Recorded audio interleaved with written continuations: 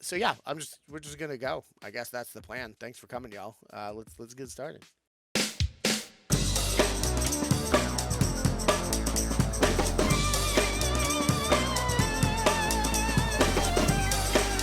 Hey everybody, welcome back to the Danger Planet. My name is Brandon, and today I am joined by every person who lives in Chicago. Joe, Hope, and Joel. Say hi, guys. What's up, guys? Hey, Brandon. Oh. Hey, how's everyone doing? Yeah. You know, if you live in Chicago and you're not on this video, and you want to take protest to that fact, you should come play Malifaux with us. Yeah, I honestly, that's a hot take. I honestly think that there are 0 people that live in Chicago, that are of note. Longton. No, I'm just kidding. It's very no, funny, that's valid shade. He doesn't come play with us. Definitely not kidding. Wild stuff. Okay. It feels like every tournament we go to, Joe and I find another Chicago person who doesn't know we exist. We found one at GenCon. Oh, did we? Yeah, yeah, we did. Yeah, he lives in Buffalo Grove, right? Yep. Oh yeah, I'm not far from Buffalo. Games Plus isn't even that far from it. No, it isn't. Oh, nice. Ooh. Was this a Malifaux player specifically, or just a rando? He was in the tournament, right, Joe? Yeah, he played. I think his name was Henry Williams. He was playing 10 Thunders. Oh, that's Sick. cool. Yeah, I love it when you accidentally travel for hundreds of miles and then add people to your local meta that you met at the big convention in a major city that's not your own. That happens more in gaming than you would suspect. One time I played in a mega game with a guy who ended up playing L5R with us for 3 or 4 years, because we both lived in Boston and we met at GenCon. So, stranger things. But yeah, normally I do a double take of the intro, but you know what? I'm feeling good about that one. Screw it. We're blazing new trails. So I have asked each of these people to come on this show because we are wrapping up GenCon. We're at the Tyrant Tournament and some other chicanery this past weekend in Indianapolis, and now we're all home talking about things, all in lovely Chicago, where we all live for sure. Wild. It's been under my stairs. Yeah, if you invite me in once, I can. That's it. That's what happens. So, we gotta really figure that out. So I guess realistically, I know you all, but I don't know how much the internet does. I think Pope, do you want to just real quick? You're on the channel all the time. We talk to you a lot. So, who are you? What you do? How'd you do? What's your thing? Yeah, I play Malifaux. I record with you guys and on any other podcast that's willing to have me. Nice. I play mostly Thunders, but I dabble in Guild, as we'll talk about today. And yeah, I don't know. I spend too much time reading stuff about this game. Yeah, and some amount of time playing in my Call of Cthulhu game or my Delta Green game, which will eventually make it onto the channel, I swear. I'm looking forward to that. Me too. Joe, this is the first time you've been on. Hello. Hi, I'm Joe. I'm from Naperville, just west of Chicago. I've been playing Malifaux a few years. Joel introduced me to it right before COVID started, Joel, I think, right? Yeah, days before. And I quickly dropped every other game that I was ever playing, and I've fallen hard for this one. So really enjoying Amazing. it. Yeah, that is almost my story, except you got me before COVID and I got it after. Yeah, very, very cool. And Joel, I think we've had you on before, right? One time, or am I crazy? I don't think so, but my memory isn't as sharp as it was. I don't remember being on, but it's certainly possible there's a recording of me somewhere. Maybe it was we were trying and it just didn't work out. I feel like that could be. It was at one point. It was after a tournament that we were all at, because we've now been at many tournaments. Yeah, exactly. But Might have been Nova or Captain. It might have been Nova, or Captain Con. I don't know. But regardless, what you up to? Who are you from? Who are you people? Who are my people? Yeah, so I'm in the Chicago area as well. I kind of bounce around the different western suburbs. Currently reside in Batavia for the next couple months. I've been a Dirty Arcanist player since about midway through second edition. Just really liked the combination of wizards and stompy robots the faction provides. I've attempted to switch over to explorers a couple times now, but Wyrd just keeps putting out cool stuff for Arcanists and keeps sucking me back in little by little. One of these days I'll get all of my EVS painted, and these poor schlubs will face something other than the Damien Hoffman one too. Nice. I was about to say. Oh yeah. I should add that Joe and I actually played Warhammer Fantasy Battles 8th Edition. We would went around the country to a handful of GTs, so we actually go back a couple of years even before either of us got really involved in Malifaux. I mean, that's how we met. So Yeah, it's been probably 10 years. Yeah, been doing tournament gaming poorly for a while now. Nice. I was going to say, Joel, I thought that you were one of the few Arcanist players who had never done a Damiening, because I haven't personally witnessed you Damien anyone. And I want to say I remember talking to you about it when I was Damiening people at one point, but maybe that wasn't, maybe you just hadn't had it up and running yet. I don't know. Oh, I witnessed it. Like Nice. I see what he did. Pretty much after LVO, the Damiening went full throttle for most of the winter and spring. I see. As you must, right? That's Exactly. That's how it goes. So that makes sense. You know, these guys are some of probably my favorite people to interact with at Malifaux events, and they're always like literally the first people that I try and talk to because they're the coolest. Not to say that there aren't other great people in the Malifaux, but I'm really excited that we can get you guys on. And it was super awesome that you guys went to GenCon this year because you guys were not there for long. I think for the most part, all of you, including you came with somebody else, didn't you? Or am I crazy? Is it just the three of you? And also, I think Joe's family was there, but Yeah, That would be the whole group. That was the van. Yep, that was the carpool down. wild. Yeah, so you guys came in on just Saturday, but we'll talk about that in a minute, I guess. So firstly, we have this suite of events. We'll say there were a bunch of casual events that were fun. I played in a good amount of them, and that was fun. But I think the main thing that we were all sort of there for more than anything else was the Tyrant Tournament. So my first question is, what did you guys do to prepare? I know what I did, but did you guys have like a tournament? Did you just sort of talk it out? Did you just decide that you're windmill slamming Seamus all 3 rounds? Like what were the deeds, Joe? I think I got one practice game in with Landon a couple weeks before. We practiced round 2, but I haven't been doing a lot of hobby or gaming this summer.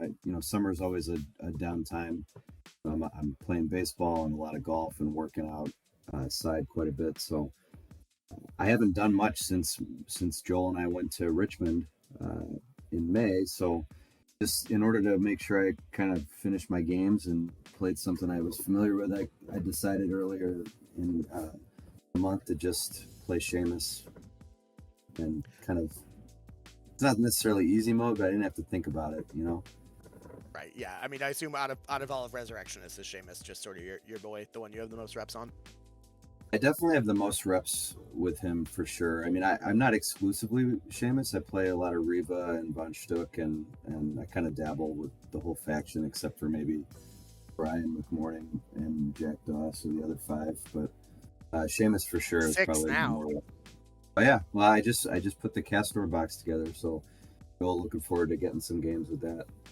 Nice. With that crew as well. But I bet I have more games with Seamus than the rest of them combined would be my guess, followed by Reva.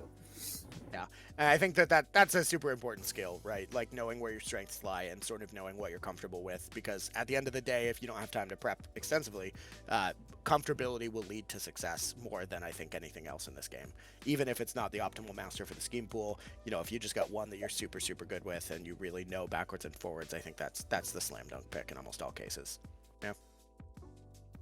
Yeah, that was my thought too. Nice. What about you, Landon? What'd you do for prep? Did you play 6 million Vassal games? No, I think I practiced round 2 3 times inadvertently. Once with Joel, once with Joe, and I think once with someone else. And I played 3 different crews that were not any of the crews I brought to the event. But you know, that one pool, I played it a lot, so naturally it's the only game that I lost. Amazing. Yeah, we'll talk about that in a couple minutes. That was a spicy round.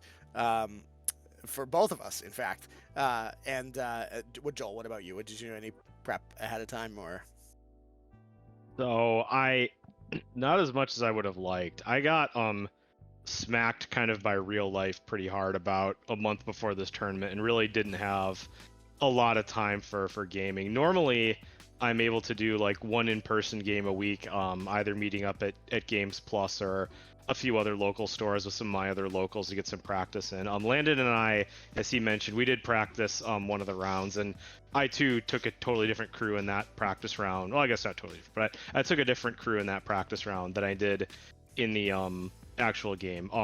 One of the things that I did do, and I try to do this before every tournament, is I go through the scheme pool ahead of time and try to pick out what schemes I think I'm going to take each round, and that I find really helps with kind of the general chaos and speed at which tournaments are designed to go at. If you know what your schemes are ahead of time, there's much less mental overhead before a game, in addition to knowing what your crew is.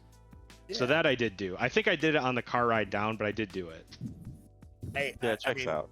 You know, day before, week before, as long as you do it, I think that, you know, getting yourself familiar with the pool is really where it's at. So let's talk about the pool, right? We had a 3-round tournament because Gen Con is, as a general rule, just more single day event type things. They really sort of push against multi-day like tournaments, because it's like supposed to be this whole thing where you go and experience a bunch of stuff, although clearly that wasn't necessary. If I lived within driving distance, not gonna lie, I probably would have done a very similar thing and just shown up for the tournament. Gen Con's fun and all, but like, good lord, I still have not recovered and was there for 6 days in total, and it was like it was just a lot. There were more caffeine pills than man by the end of it. Well, that's always the case, but yes, I think I did go through a whole bottle of caffeine pills in a 4-day period, which I'm sure someone in the audience can tell me is healthy and the right decision. Especially the morning of. Holy crap. One of the things that we always do is like every time the Danger Planet goes out to an event, we always do a karaoke and get together for karaoke. That's like our favorite thing. Doug and I and Sam and just in general. And we found out that the Chicago crew were only coming in for Friday night, and they were leaving Saturday night, so there wasn't going to be time to go out after the tournament. So we made the executive decision to go out before, which, oh boy, that was a decision. We had a great time at karaoke, though. I think, right? We had some very infamous Du Hast. That was good. I threw some Hamilton. Sadly, Joel did not get a song. Yeah. Oh, because they were just the timing wise, right? Is that what the? Yeah, when the line went up to pick songs, I ran out to get food because. Oh right. Yes. I had not eaten anything that day except beer and vodka Red Bull. That's food. Yeah. It was getting to be an issue. Yeah, understandable. I remember you were gone for a bit, and then I remember you were suddenly back, and there was pizza. Yep. How did you get the pizza in the bar? They were just like, it's fine. I gave the bouncer a slice. Okay. I'm not joking. He goes, man, that pizza smells really good. I'm like, dude, you want a slice? And he picks up a slice and just weighs me in. That's big brain plays. Oh my Act gosh. like you belong, kids. That's a 2-point scheme right there. Holy crap. Well done. Smuggling pizza into the bar via bouncer slice. Well done. So we have it was a time. It was not the greatest karaoke venue in the world for sure, but we hung out, and I think I got to bed somewhere around the 4 o'clock area by the time I got back to my Airbnb. The tournament started at 9, so that was fun. But we have 3 rounds of Malifaux to talk about. So we had round 1, which was guard the stash on flank deployment. The schemes were leave your mark, sabotage, public demonstration, pub dem, if you will, set the trap, and secret meetup. Let's in the order we've previously discussed because of how we've performed in the tournament. Joe, who was your first round opponent, and how did the game go? You can be as detailed or not as you want. I mean, I figured just a brief overview probably is ideal, but anything fun, feel free to call it out. Sure. Yeah, my first round opponent was his name was Aaron Arnold. I think he said he was from Cincinnati. He was playing Tull 1, and so I make no preconceived notions about any of my opponents usually, especially ones I haven't played. So I saw Tull, and I'm thinking back to my game against Ambrose at LVO, where I lost with Seamus, and I learned some good lessons in that game. But this was obviously, a ratted Tull, and so I was interested to see how he would perform. It was a relatively straightforward game. I picked Leave Your Mark and Sabotage. It was kind of a slow game, but it was, I would say it was kind of a cruise of a game. It won 5-1. In turn 1, he made some positional kind of suboptimal choices. I was able to take off a key piece in turn 1 with Seamus, and it kind of just steamrolled from there. So I would say I didn't really get to experience a ratted Tull in that crew fully. But I took Seamus with the Whisper, Madame Sybil, White Rabbit, Bet Noir, a Dead Doxy, a Rotten Bell with Grave Spirit's Touch, and 2 Enslaved Spirits. And got 2 points of Sabotage, 1 Leave Your Mark, and 2 Strat. Not bad. And you were your opponent was playing Tull 1, yep. Yeah. The one that just got nerfed. I forget the name of it, but yeah, I think Artillerist. Yeah, Artillerist. Yep. Yep. That is that I would sounds say very reasonable. my feedback on that crew, it's a lot less scary now that with the adjustments to Watson and the wall and everything there, and it just was, it wasn't that hard if they're not in a bubble. He brought 2 hex bows. I think he was trying to basically just gunline me, and he just underestimated Seamus's range. I was able to take off Louisa, basically halfway through turn 1. Yeah, and that was basically it. It was guard. I basically sat in the center and scored points. Yeah, I mean, it's gun lines are, I think, very strong strategies against certain crews, but I think secret tunnels makes quick work of them. Yep. Yep. Sorry, secret passage. I just always call it secret tunnels because the Avatar thing. Secret tunnels.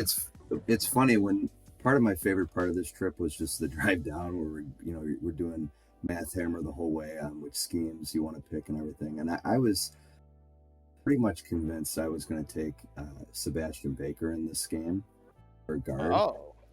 And once again, I get to the tournament and I just look at these tables, and the one I pulled up to for the game 1 had just basically 100% blocking terrain. And so I was like, well, there goes that plan. I'm just going to play Seamus 1. Yeah.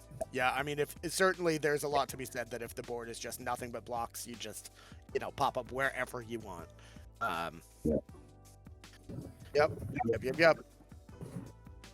Wild. All right. Well, Landon, how did your round 1 go? Who'd you play? So I played Sonya 2 into Damien 1 versus Cole Thomas, I believe, is the player. We had a 4-4 tie.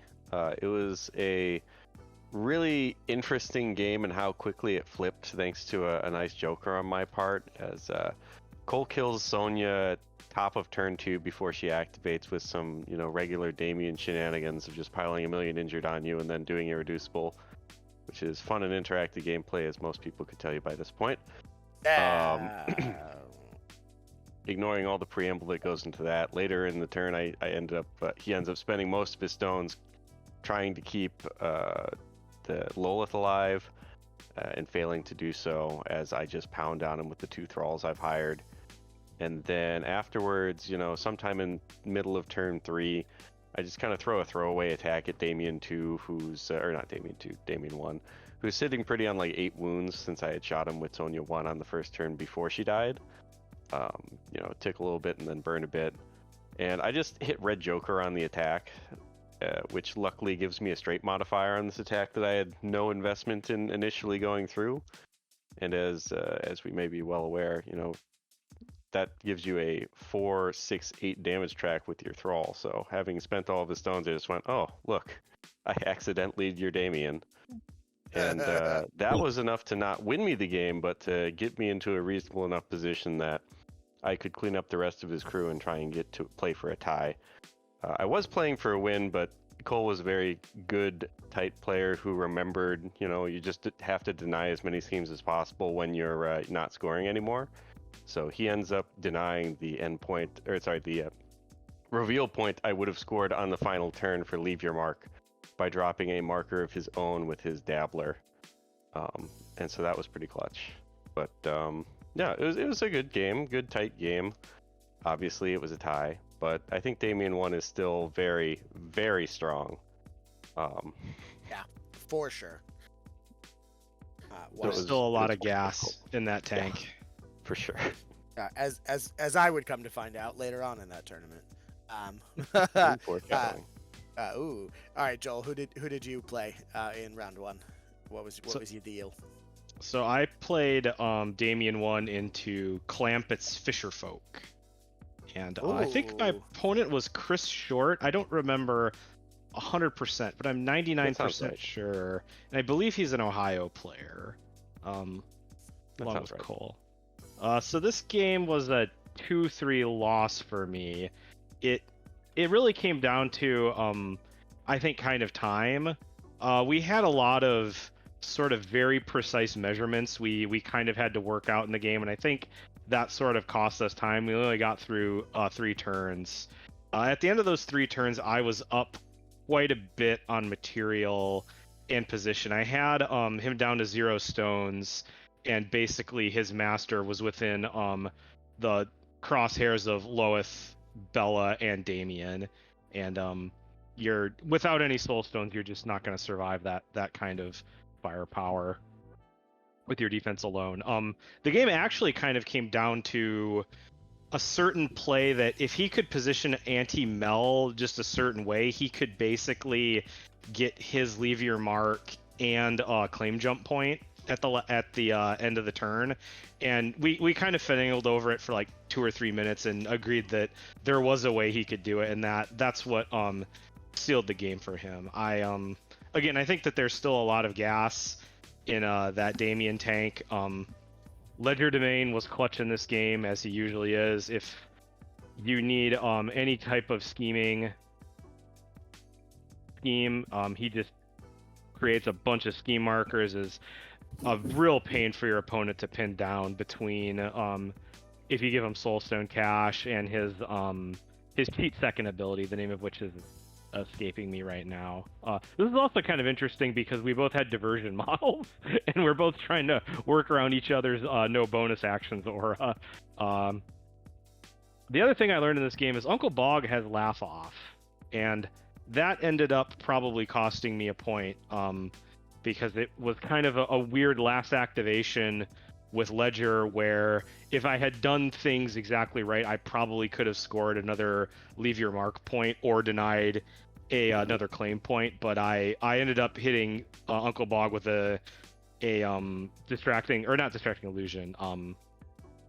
I can't think of the name. Bonus action lets you move an enemy model, and he's like, "Oh, Laugh Off." What? Disillusion. Disillusion, that's it. Yeah, same one that Kudra has, and he's just like, "Oh, I got Laugh Off." I'm like, "Well, nuts to that." But yeah, it was a great game. Chris was a fantastic opponent. I've played the Clampets once, but I played the boat version, not the sword version. The other thing about this game that I thought was kind of interesting was that the hand pressure that Damien puts out really made a difference in this game. There were a lot of times when he wanted to do chain attacks with anti-Mel and just didn't have the cards to do it. he burned his hand early turn 2, and as a result, failed his Silrid stomp with the Fisher folk.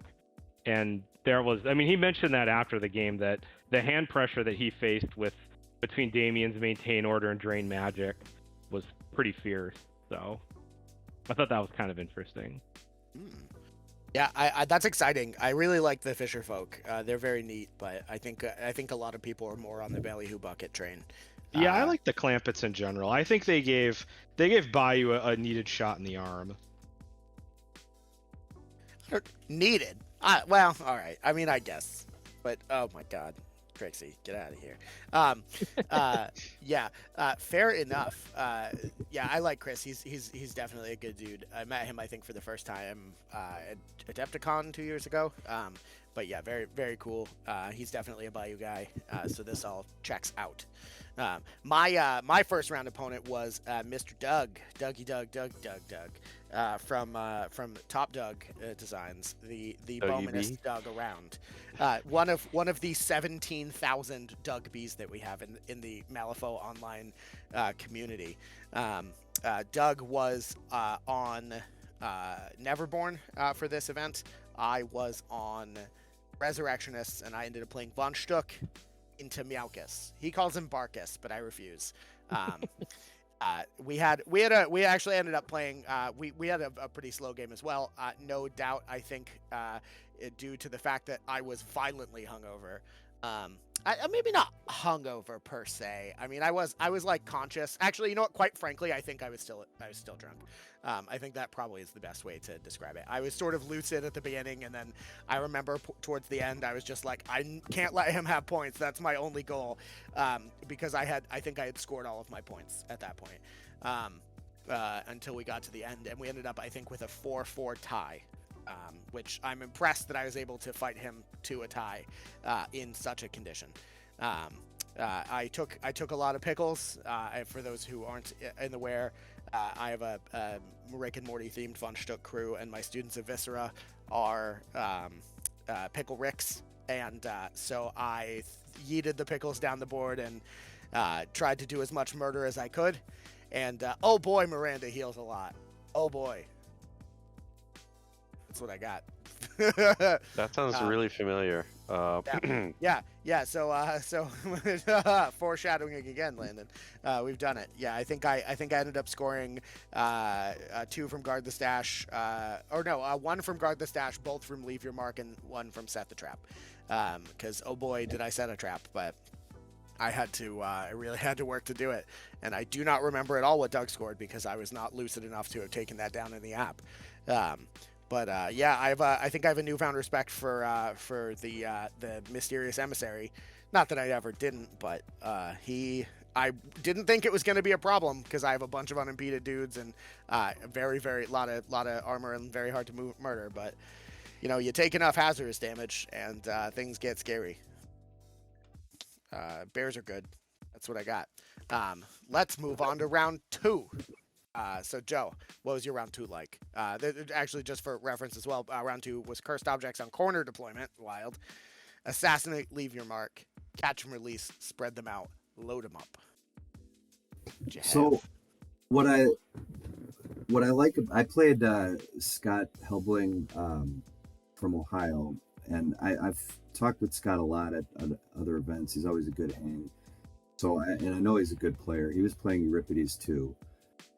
Who I had not played before. I played Euripides 1 a couple times, but not really seen the Uri 2 engine, rune token engine, which was very impressive.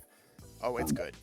Well, one thing I like about Seamus in general, I think that he is kind of a lot like Von Stuck, where you can just put him in any pool, and generally there's 2 or 3 schemes that he can pretty much do.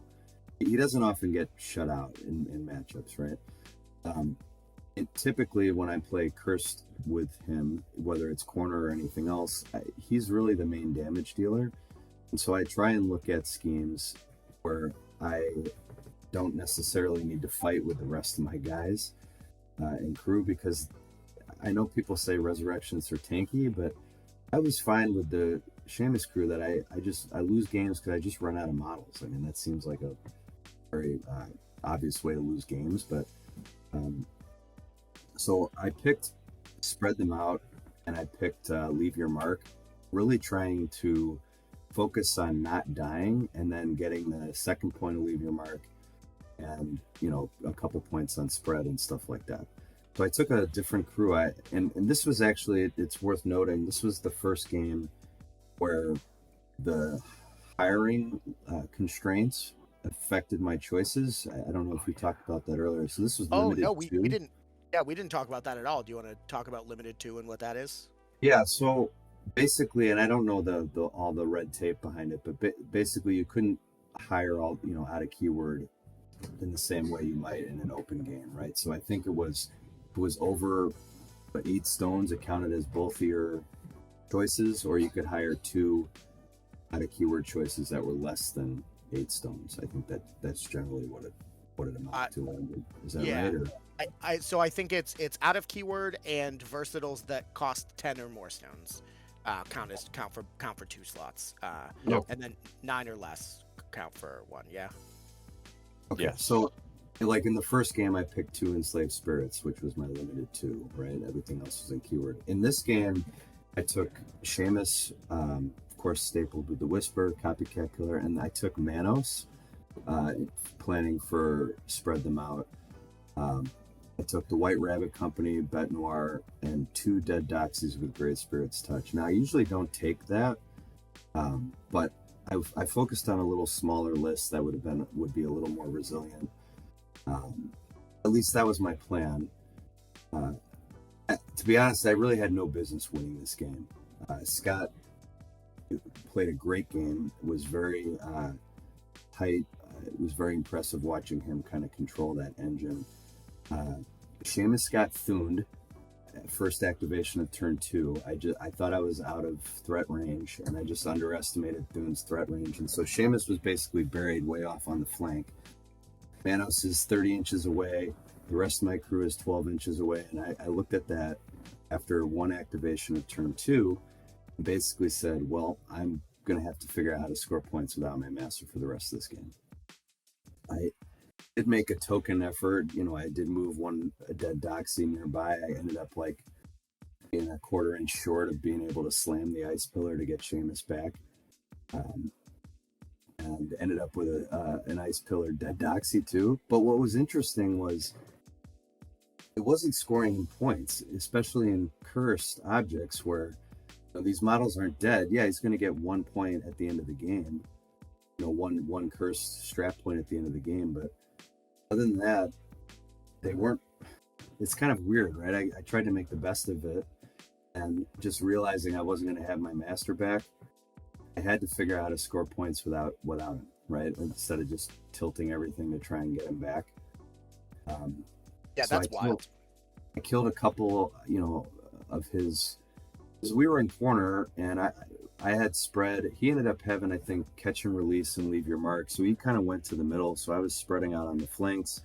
Manos killed I forget, one of his big fat 50 mil models. I forget the name. Yeah, of that's every model in the keyword.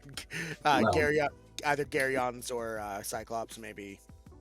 Yeah, I think it was a Garyon. But he basically, I got 2 points on the strat. I killed that thing, and I killed I forget what else I killed. Is the totem significant? I think It is not. I don't believe. Maybe it is. The wild man. Anyway, I got 2 points on the strat, and what I like, part of what turns on the Red Chapel's flexibility is the White Rabbit Company. It's a great model. It's the only, after the Whisper on Seamus, it's the only model that's an auto include for me. Being able to put a mobile scheme marker on pretty much any of your models is awesome. And in this case, it probably won me. It undoubtedly won me the game because I had 3 hats out on people, including one of my dead doxies kind of yeeted into the middle last activation of turn 2 and scored a leave your mark point. And then at the end of the game, when we were kind of just filling out the last few activations, I was able to get the copycat killer of all people, just like half a base onto his side of the board to get the second point of spread them out as my third scheme marker. Manos is obviously dropping a ton of those, and so I scored 2 points and spread them out, and 1 on leave your mark and 2 strat, and that was kind of the last activation of the last turn with that. So I was able to squeak it out, and he had catch and release and leave your mark, and it was just very cagey, and there weren't a lot of ways for him to score points. He scored I think the end game point of catch and release, because I didn't have any models left.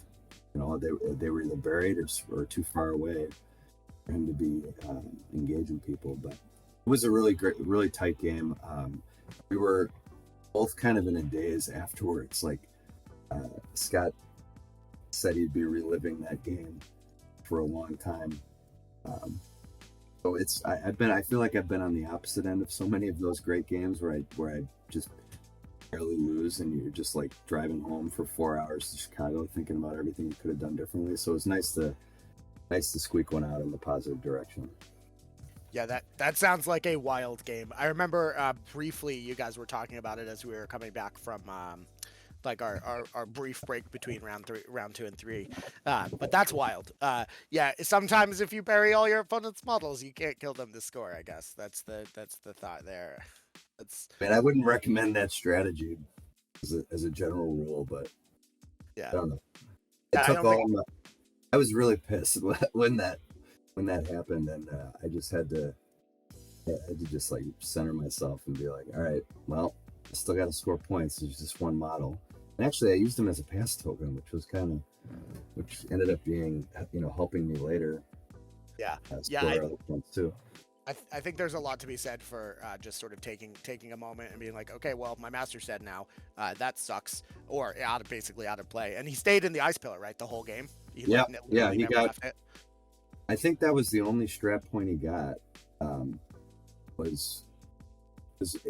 He also buried, or he like ate a corpse marker or something. My only one left. So I actually had Seamus, a dead Doxy, and Bet Noir buried with no way to get him out. Basically a insignificant totem. I had Manos, 2 feet away from any other models, and I had a White Rabbit Company, basically in the back end of my deployment zone on 1 wound left, just like running away from everybody. Oh my god! It was a really weird board. Yeah, that's such a cool game. I love that. That's such a Seamus-y thing to do too. That's so cool. Yeah, I know Scott as well. We talked a lot because back in the Neverborn days, I picked his brain as often as I could, and they just started a podcast, right? They do Breachburn, I think. Breachburn, right? So yeah, we'll definitely have to get in touch with Scott and see if we can collab on something at some point. But very, very awesome game. Landon, what you got? What was your round 2? For my round 2, it was my turn to play into Dougie B from Texas. Yep. The bro man himself. The bro man himself.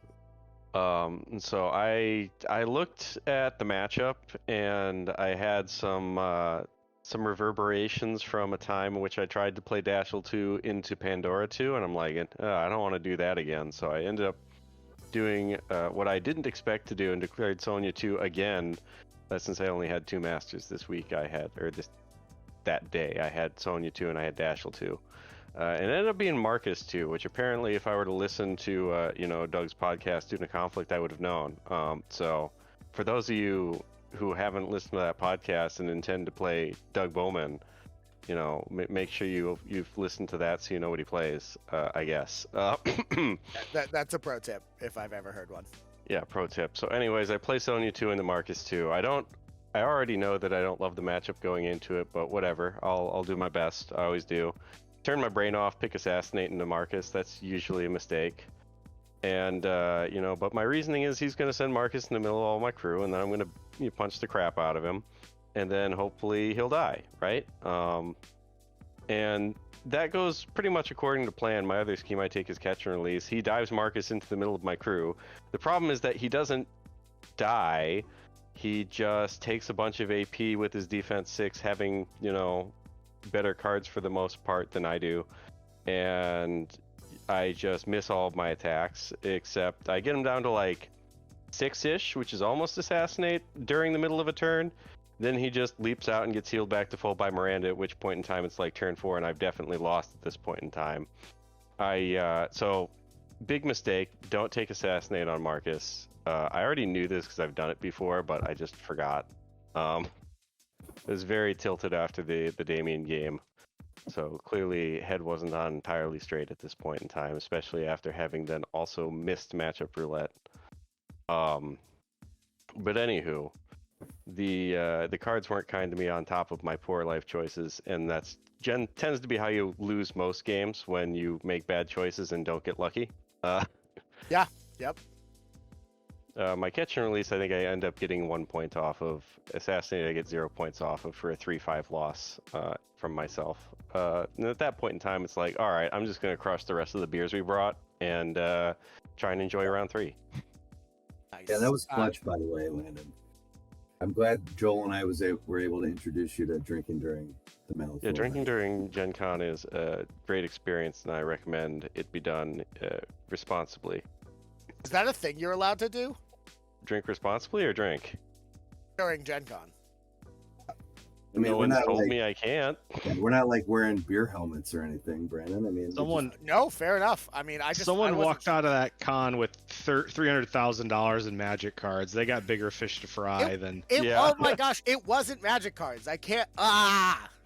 Fucking literally one news outlet. They just don't know what the fuck they're talking about. It was Lorcana. Someone stole a pallet of Lorcana. Oh, it was Lorcana? Yeah. Oh, that's why it was so much money then. Yeah, they're completely massively overinflated the cost. That's not how much a pallet of Lorcana costs, I can tell you that factually.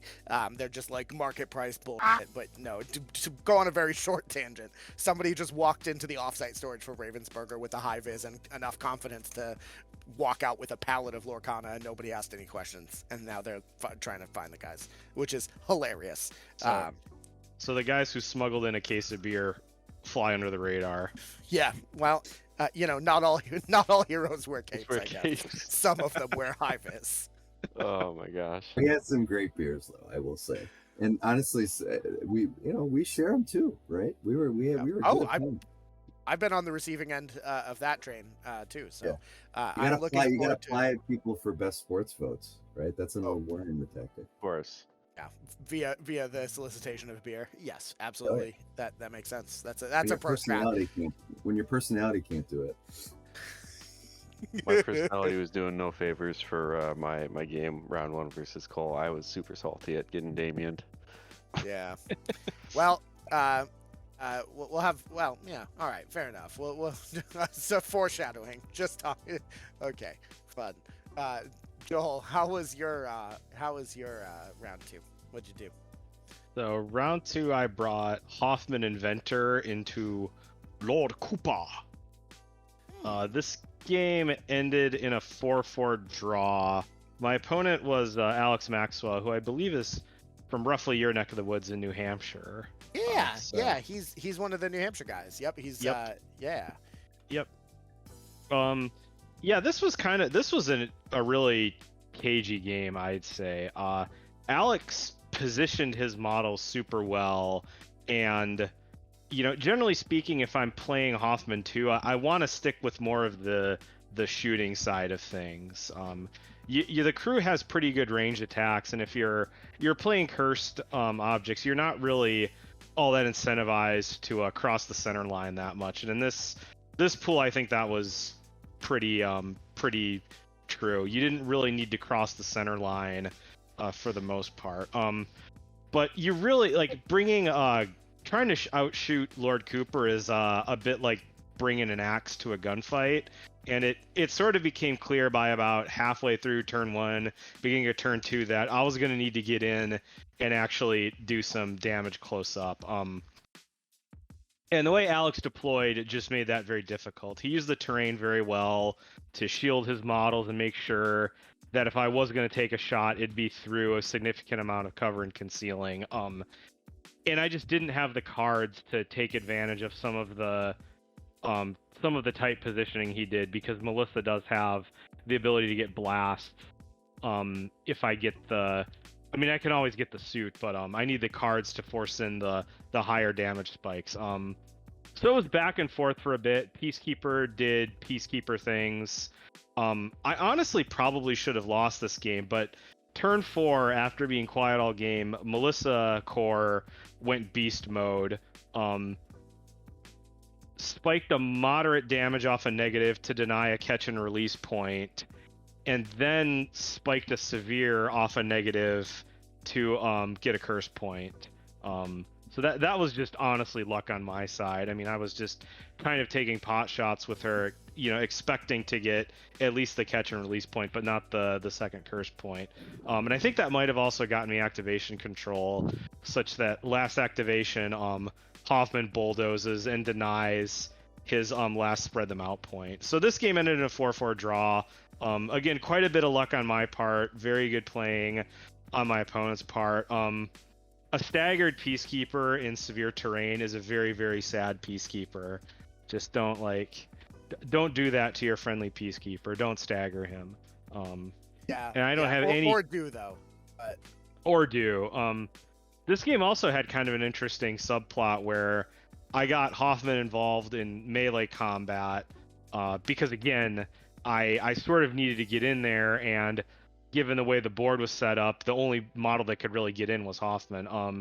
And he starts putting some attacks into Hoffman, and I'm thinking he's declared Assassinate, so I swing over a toolkit to kind of get Hoffman out of Assassinate reach. But of course, he never took Assassinate. He had Leave Your Mark and Catch and Release. I also kind of blundered my last Catch and Release point, moving my Hunter into a position where he was up against a couple of boxes and couldn't deadly pursue out of engagement at the end of the turn. That did cost me a point, but again, I think a lot of luck pulled this into a close loss to a draw for me.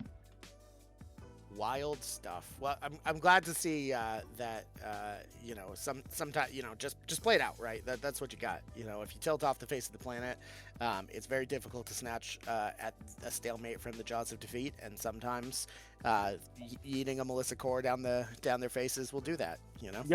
Yep. Your opponents are fallible as well, and indeed, no matter how far behind you are, they can still make a mistake that costs them a point or two, and that's all you really need. Tournament Malifaux comes down to 1 or 2 points virtually every game.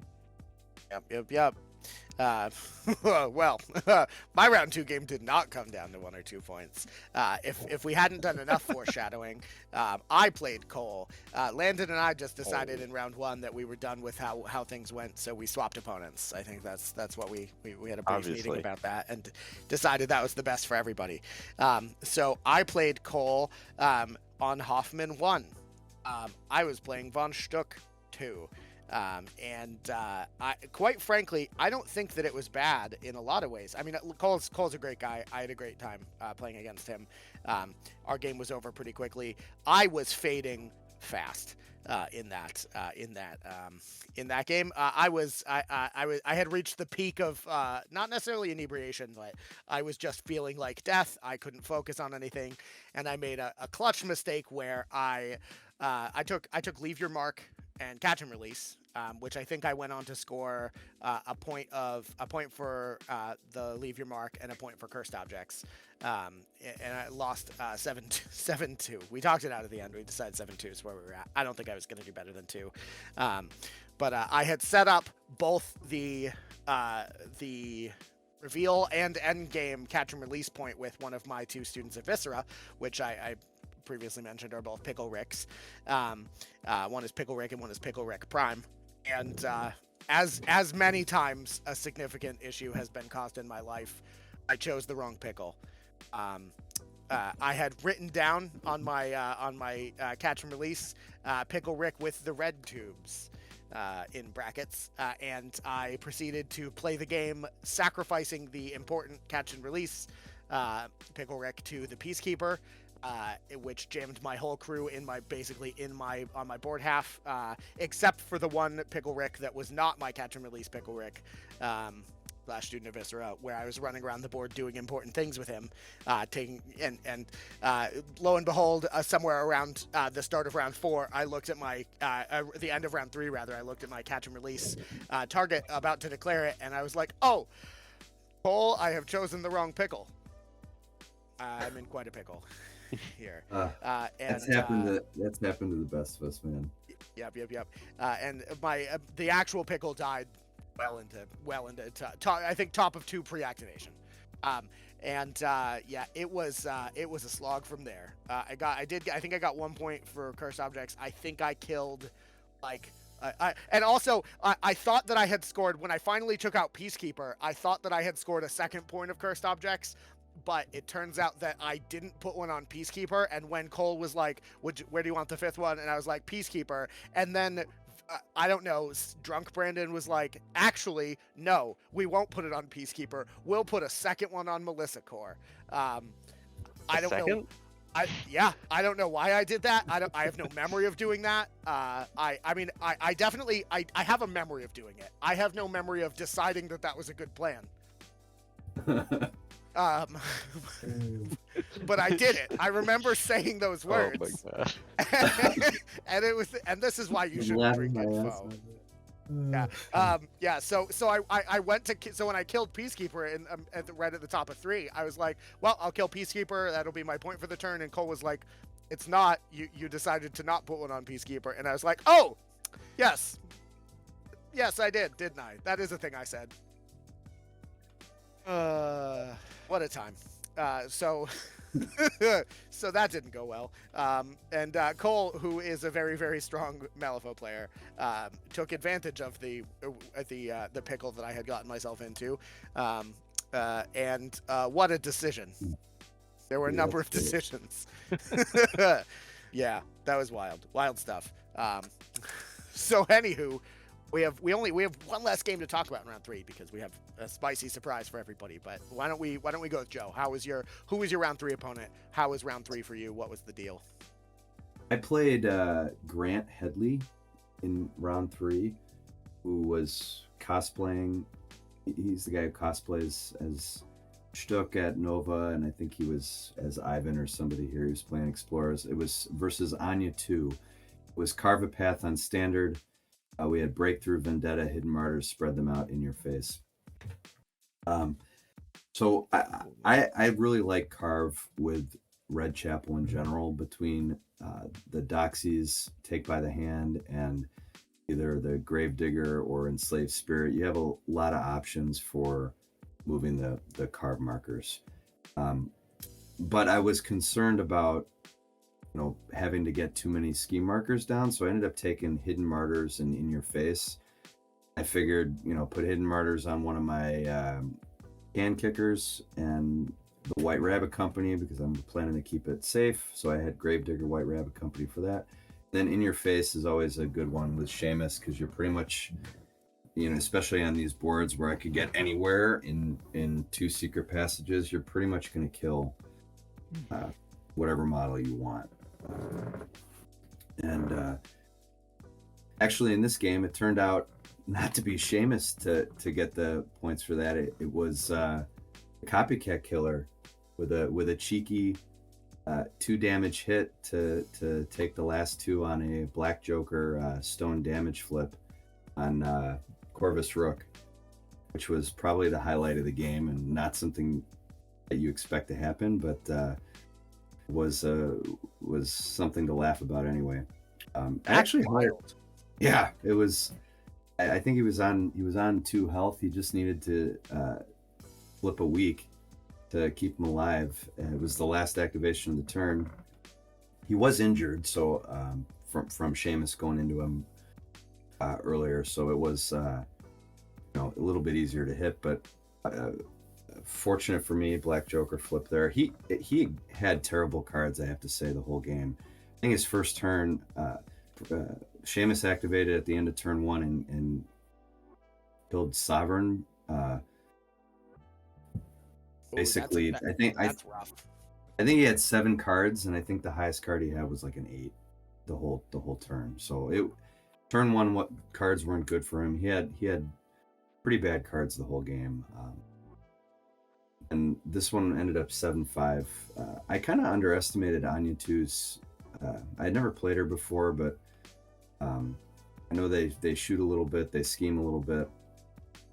But yeah, I thought I was going to be able to deny more points, but he was pretty much able to scheme whatever he wanted with the drudges, which was kind of a pain in the ass. But I hired Bet in all 3 games. I typically don't hire her very much, but with picking in your face and with the limited 2, this would normally have been a Manos pool, I think, and it would without being restricted. But with hiring Enslaved Spirit and a Gravedigger for the can kickers, I had to hire something that could get across the board into his deployment zone for the second point of in your face, and so I hired Bet and just kind of heated her off to the side. So it was a good game. He was a good opponent. Went back and forth, but yeah, 7-5. It was a great game. Yeah, wild stuff. Yeah, I don't think I've spoken with, you said Grant, right? Is that Grant? Yeah, I haven't spoken with him, but I've definitely seen him before. Yeah, he's cosplayed as Von Stoke a couple times, and Ivan, and I think he was Ivan this weekend. So definitely one of the cast of GenCon folks. I don't think I've seen him anywhere else, but maybe I'm crazy. Well, he was at Nova, I think. He played on was the he table. doing Stug at Nova? Yeah. He was doing. Yeah. I mean, he knew what's. It's pretty rare. I mean, I guess not rare because I play Landon all the time. He knows my models better than I do. But it's pretty rare that your opponent knows all your own rules as well as you do. And Grant, obviously, is with a Rezzer's background, was helping for lack of a better term. Just make sure that game 3, end of the day, that everything was going tight. I took for posterity. I took Seamus with the Whisper, Copycat, White Rabbit, Bet Noir, 2 Dead Doxies, a Rotten Bell, a Gravedigger, and Enslaved Spirit. Wild stuff. Yeah, and then for what it's worth, I guess that's sort of the reason why we have Joe goes first. But Joe ended up in 2nd place, I think, right, overall in the tournament. Yep. Which, like, quite frankly, 2nd place is not really a thing. Like, he went undefeated, right? And so when we had like 26 players, I think, or 25 players overall, which is just too many to get to a single case, a single victor. So everybody who went undefeated was first, second, third, right? We had 3 total undefeated players.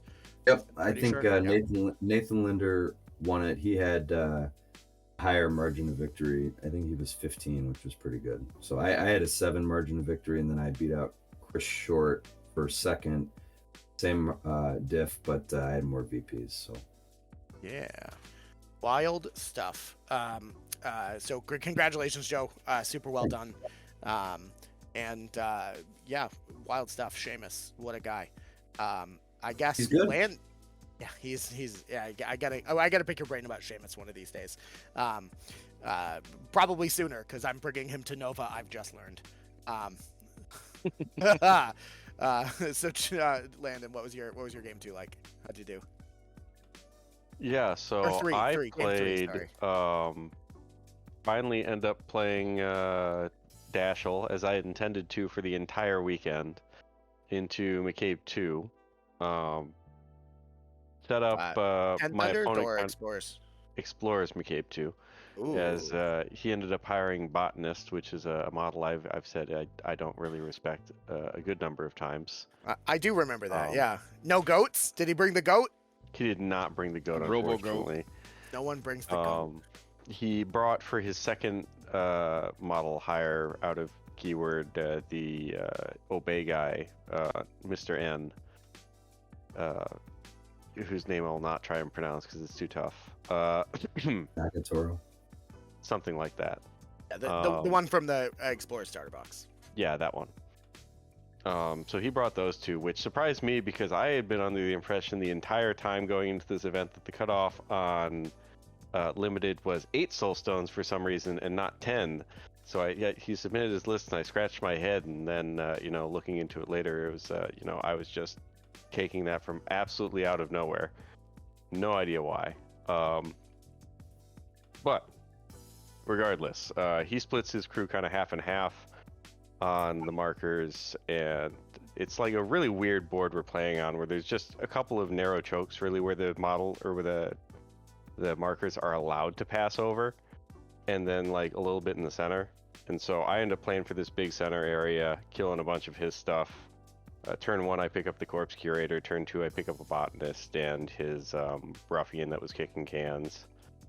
Sometime in like turn 4, I think I kill his Desper. So I kill a lot of his stuff this game. I think he only really kills the guard patrols I summon as far as like killing goes. Ends up being a 7-4 win in my favor, as I was able to keep my sergeant alive for Vendetta. He didn't put quite enough pressure onto it in order to get through all of my stones and put the sergeant down. And then I had In Your Face as well, as when I killed Mr. N with Dashel, that scored me that, and I was able to keep an Executioner likewise alive until the end of the game to just camp in his deployment. That's right, he did kill one of my Executioners as he was off on the left flank, kind of just messing with McCabe and the rest of his team runners over there, as he had been the one that ultimately put down the botanist. But I don't know, he took a really schemy crew into what I felt was a more fighty pool, and that kind of wrote his ticket, punched his ticket for him. Yeah, yep, it do be that way sometimes. Bashel's a hell of a guy. He does some bashing like no one else. Wild. And then I guess I'm just going to go ahead and cut Joel off real quick with, man, my opponent in round 3. What a jerk. No, I'm just kidding. Joel and I had the same record going into round 3, which is a tie and a loss. And so we played. It was a game, all right. That's to be sure. I think what did we get to? I think we win at 4, right? I don't think we did the whole 5. That sounds right. Yeah. Yeah, and I was on some guys. Well, I don't know, Joel. How did the game go from your perspective? I mean, it was a pretty scripted Damien game, for me, to be frank. I think when I pulled Cassandra from one half of the board to the other, I think that was a bit of a mistake. I think if I leave Cassandra, so I took my standard Damien crew, but I did hire Cassandra out of Keyword. She's a really fun model to take into Carve a Path, because she can kick a marker twice per turn with Nimble, and she also doles out Distracted for free when you kick the marker. So she's a really fun model to play, and you can upstage a lot of very mean things if you're playing Witness. You can upstage Confiscated Lore or Bella's Outmaneuver, both really strong tacticals that you basically get twice for the price of one. Yeah, can I just say, you confiscated the hell out of my lore. That was bad.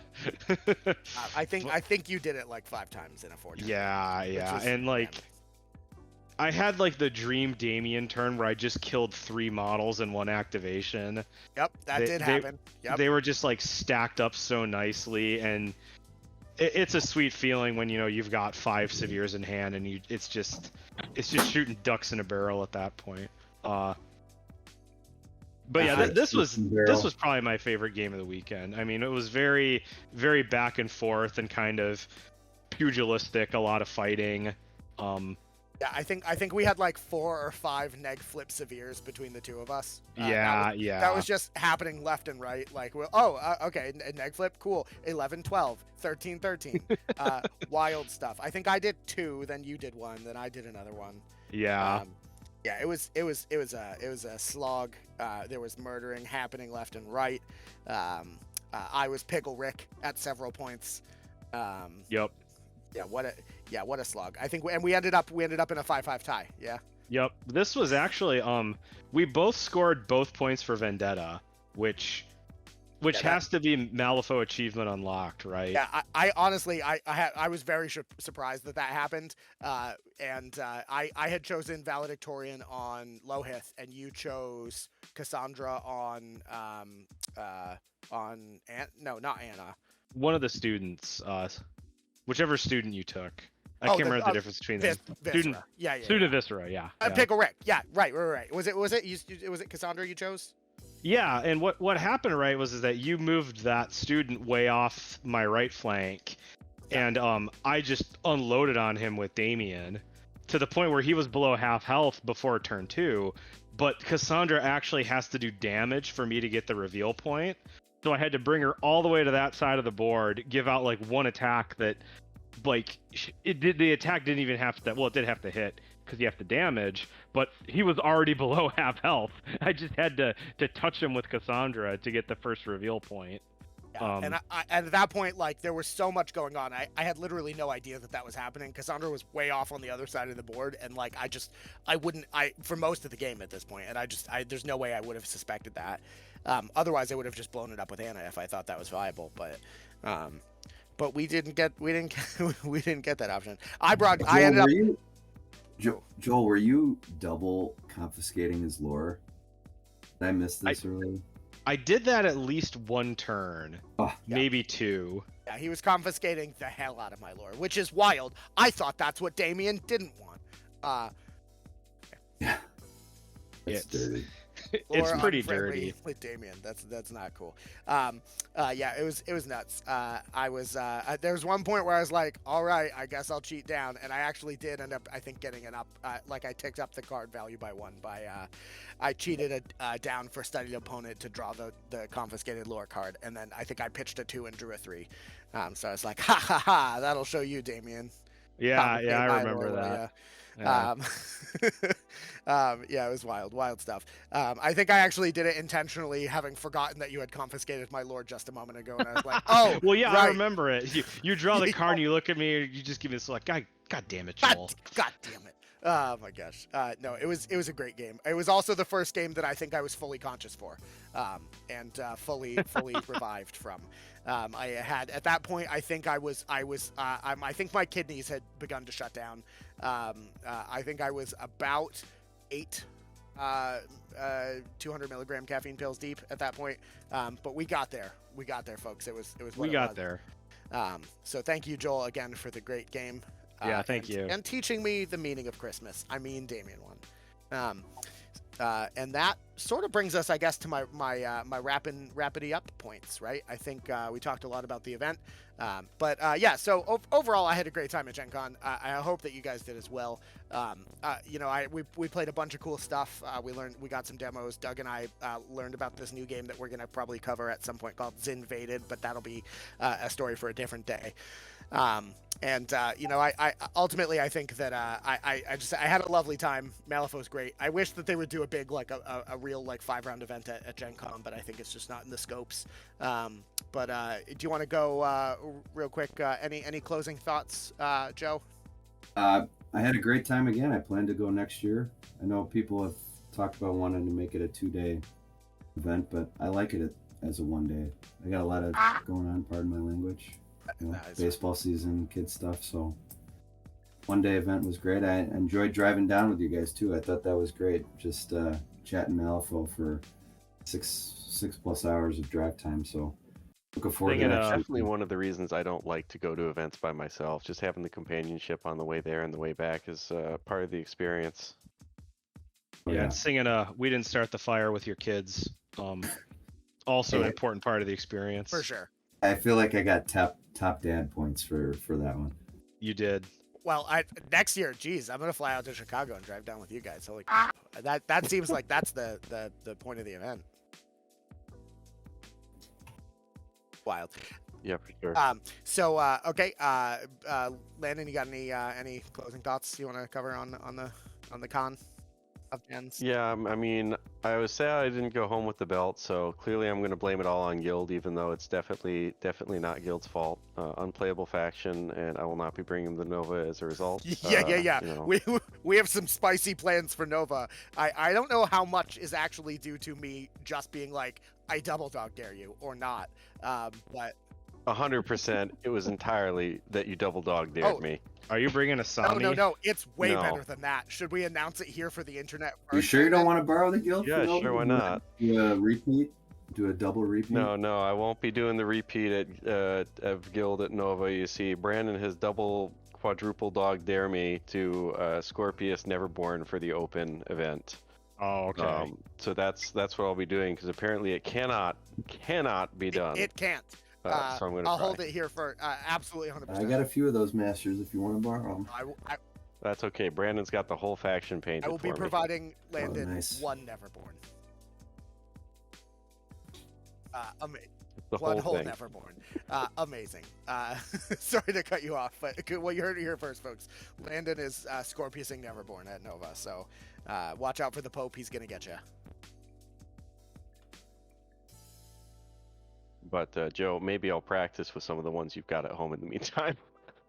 Yeah, Yeah. that's fine. Um, We'll have to get a game in though, isn't it? In a few weeks? yeah, 2. You know, But now I can hear him. Oh, somehow. good.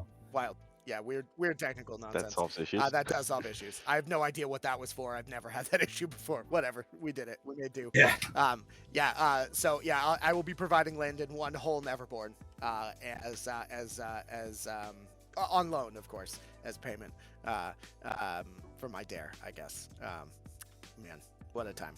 I'll be taking notes. So, and Joel, any final thoughts before we wrap this up? Just that I had a really good time. I think, it's a great event. I'm sort of with Joe. I think it's best as a one-dayer. To be perfectly frank, I mean, Gen Con's kind of an exposition of gaming as a hobby, and Wyrd should showcase all the aspects of their hobby when it comes to Vagrant Song or The Other Side or Through the Breach or Henchman Hardcore or The Masquerade. Like I think all of that has a place at Gen Con, and moving to a 2-day event would crowd something else out. So I definitely think it's worth it as a one-day event, and I think it's worth it for people to come, even for just the event, like the 3 of us did, right? I mean, we all had a great time. It was a busy weekend, but it was doable in a weekend. Yeah. Yeah, and I just want to say, I think we all kind of agreed after the event that this year's Gen Con was probably one of the most competitive years it's been. Yep. Sure. We've leveled up as a community to give each other good Yeah, games. for sure. Yeah, and that's really good for the game, and it's good for the community, right? You want rising tide raises all ships, to be cliche about it, but you want the game to mature. You want people to recognize the higher levels of play, and all the hard work that the podcasting community has put in is starting to bear fruit. Oh yeah. We did it, guys. That's a great note, I think, to call it to a close. So thanks, Joe, Joel, and Pope for coming on. I cannot be more grateful. This was a lovely time, and I had a great time playing some games against Joel. I'm playing a game against Joel. Playing a game against Joel. And, I look forward to seeing you guys at future events for sure. Obviously, we'll chat online and do the things that we do, but this is a great time. If you're ever on the fence about going to Gen Con, even if it's just for a one-day event for Malifaux, definitely do it. I think it's a great experience, and everybody should have that at some point. Obviously, it's a lot easier if you're within driving distance and don't have to do a flight or something, but, it definitely was a great time. The 3 first-hand experiences on just literally going for one event, totally worth. So keep an eye on the planet. Check out the link below. We'll have bits to say, I think, about our Discord and how you should join that, and our Wyrd affiliate link where you should buy stuff because it helps out the channel. And that's pretty much what I got. Keep it weird, keep it planet, keep it danger. Brandon out. You guys want to say goodbye to the internet? See you later. Goodbye, internet. If you're in the Chicago area and you want to play, just reach out directly. We'll get you in the right place. Yep, we don't bite. We promise. The whole Chicago meta, which I've pretty much know at this point, quite frankly, are all a bunch of great dudes, and literally 100% of them are here tonight. There's no one else of note. No, I'm just kidding. That's a fun bit. Paku, go to Gen Con. Jeez, kid, we need your guidance. No, all right. No, we don't. This year he would have been on the roof rack though, Yeah, so fair probably enough. a good Well, call. I'm sure he wouldn't mind that. Nice. All right. That's all I got. Have a great rest of your day, folks. Thank you. Bye-bye. I'm going to kill Craig now. He's dead.